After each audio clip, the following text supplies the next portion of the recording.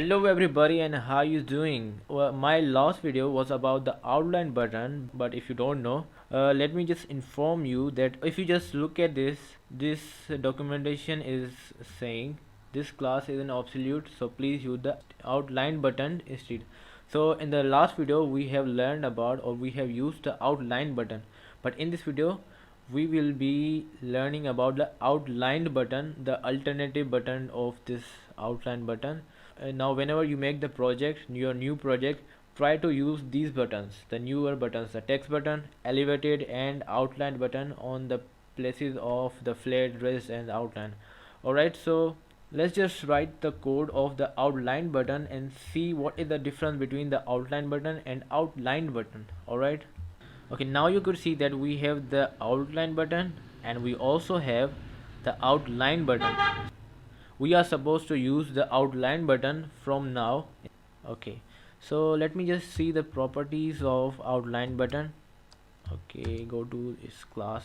So you can see that it does have the same properties like the outline button, but if you have seen my recent videos on the difference between the text button and the flat button, and difference between the raised button or the elevated button, you can easily predict the difference between the outline button or and the outline button. But if you haven't seen it, so let me just tell you that what does the Flutter team did here, that in the newer version the outline button, they just wrapped or just pegged the all property that were related to the UI or the design of the button into a single class, which is the style class or the button style class.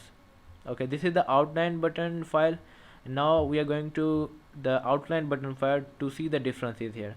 Now you can see here that we have the bunch of property that is related to the UI of the button. All the Flutter team have done here, that they just wrapped all these properties that are related to the UI of the button into a single class, which is the button style.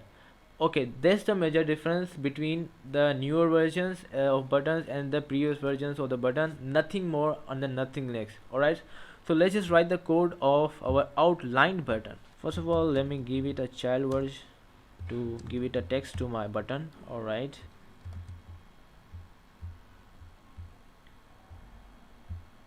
using the on press property and the on long press as well. Okay, it is giving you a kind of a gray color on your text because we haven't used the on press button.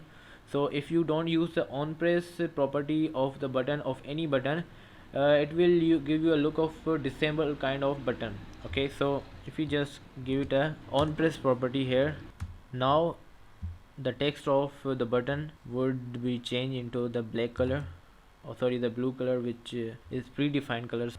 Alright, so we have given it the on press property. Now I would love to give it the on long press as well.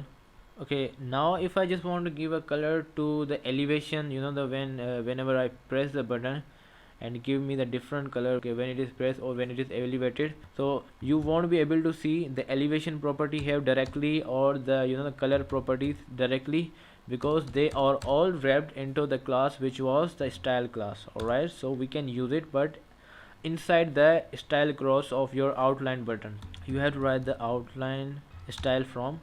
Now you can give the properties to it.